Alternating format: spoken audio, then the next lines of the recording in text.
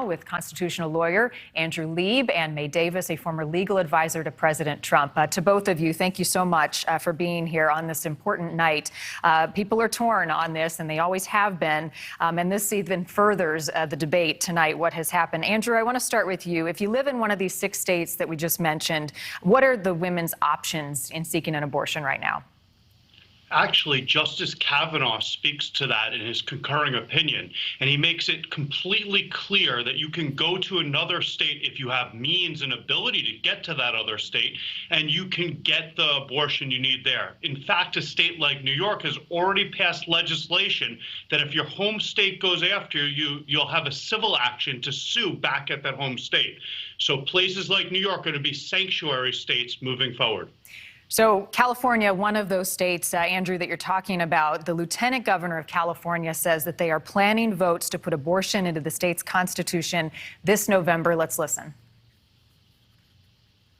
Here in California, we've been getting ready, and we will be ready. First and foremost, people should know that the right to access an abortion is still legal in the state of California. And if we're successful, it will continue to be legal here for a long time. Democrats may now go to work to codify abortion rights in their particular states. Play this forward, the challenges that lie ahead. Well, I can tell you there's going to be a tremendous amount of challenges, and the reason why there's going to be so many challenges is exactly what Justice Roberts said. He said, everyone seems to have a relentless freedom from doubt on this issue. And this is a very complex issue because what is the point of viability? Or is an undue burden test? Or is it, as Justice Roberts suggested, that we should have a reasonable opportunity? The issue isn't just yes or no, it's where are the lines? And that's a question that's going to remain open moving forward. May, jump in here. Give me your thoughts.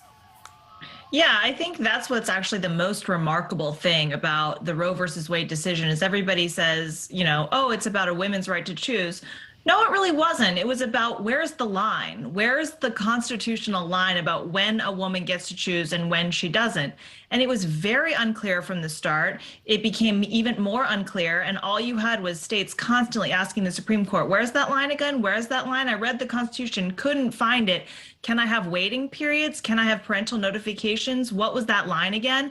So the Supreme Court never really was able to define a line that works, even though they really tried to in Roe. So this is not going to be an easier job for the states. But the great thing about this is that it is very democratic. If you want to change something at the Supreme Court, you better find a very expensive lawyer. If you want to change something in your state, you know, and you can know your state Congress or your state representative. So this is really just going to be a messy, but a very democratic process, which is what democracy is. Well, let's look a little bit more at what Justice Alito said in the opinion. He wrote, Roe's reasoning was exceptionally weak, and the decision has had damaging consequences. And far from bringing about a national settlement of the abortion issue, Roe and Casey have inflamed debate and deepened division. I guess to you both, does this decision today not further that divide, at least nationally?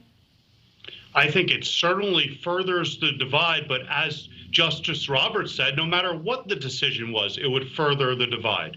I will point out, though, the first sentence you said is that it's only a bad decision, the Roe decision, if you believe in originalism or textualism. The liberal justices believe the Constitution's a living doctrine. So you have to understand that how you read the Constitution determines whether it's a good or bad decision legally. They all love the Constitution, though.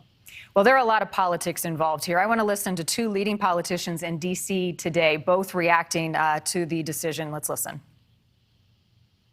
Americans celebrate this historic victory because we know it will save the lives of millions of children and it will give families hope. What this means to women is such an insult.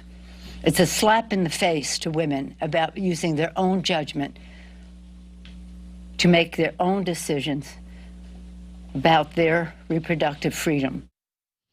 May, I'm going to give you the final word here because we just have a little bit of time. Is this politics or this law, and does it open up the door for other major cases, same-sex marriage, contraception, moving forward, for those to be overturned? I think the biggest misconception about this case is that it is politics. This case is the furthest thing from politics. It is saying, we, the Supreme Court, are not politicians. We're not doctors. We really can't define this line. We've tried for a long time. It failed.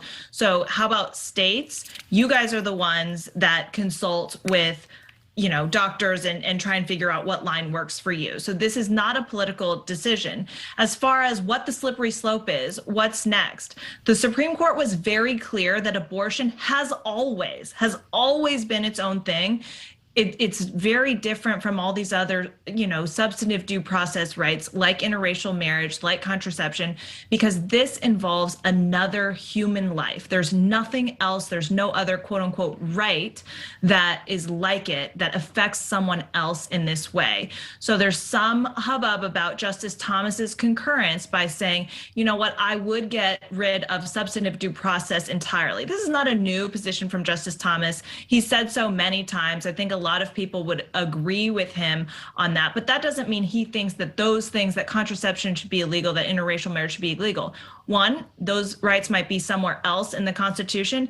And two, no state legislature is going to make interracial marriage or contraception all of a sudden illegal. So those are really, really different issues. The question tonight is about abortion and where people are going to go and where it moves forward. To you both, May Davis and Andrew Lieb, we appreciate you coming on tonight. Thank you. Thank you. Thank you.